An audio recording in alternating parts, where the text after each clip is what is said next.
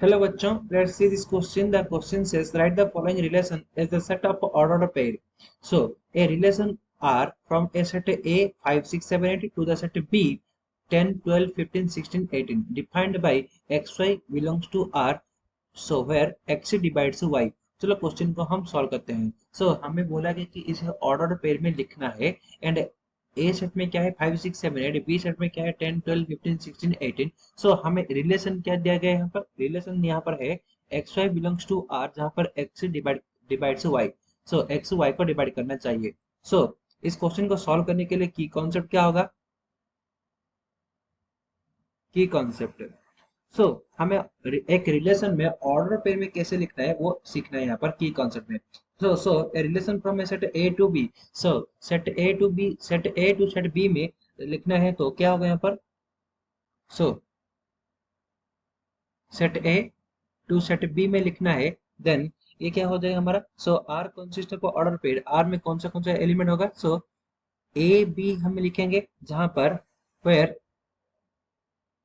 Where a belongs to क्या. A belongs to capital A set को a capital A का element होगा and b capital B का element होगा. Order pair में किस तरह लिखते हैं. ऑर्डर पे में हम मून ब्रैकेट में दोनों एलिमेंट को लिखते हैं and first element first set का होगा and second element second set का होगा. यहाँ पर इस तरह लिखते हैं ए टू बी में. अगर हम रिलेशन ए टू बी में है जहां पर कि ए आर सेट को बिलोंग कर रहा होगा वहां पर अगर ए हम ऑर्डर पे में लिखते हैं देन फर्स्ट एलिमेंट हम कैपिटल ए का होगा मतलब फर्स्ट सेट का होगा and second element second set का होगा. यहाँ पर इस तरह लिखेंगे.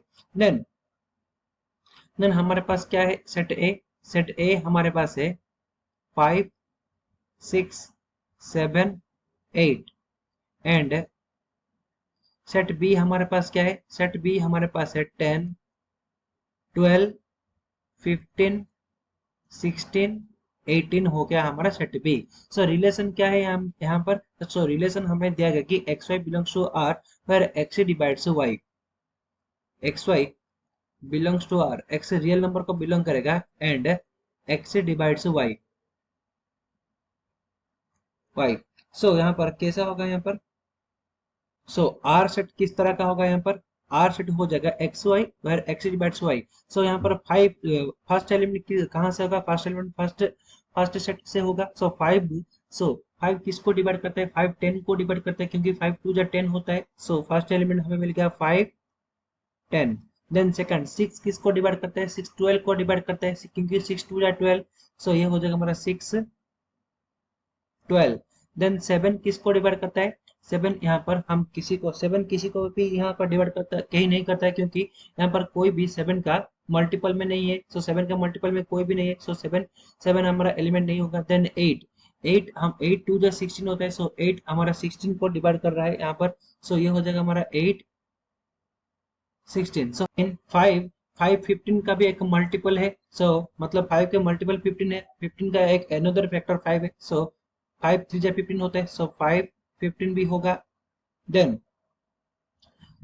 6 टेबल में 18 है मतलब 6 का एक मल्टीपल है 18. 6 18 भी होगा क्योंकि 6 3 जा 18 और कोई भी x डिवाइड्स y रिलेशन में नहीं है. ये हो गया हमारा फाइनल आंसर. ये हो गया हमारा final answer. I hope you understood it well. Best of luck.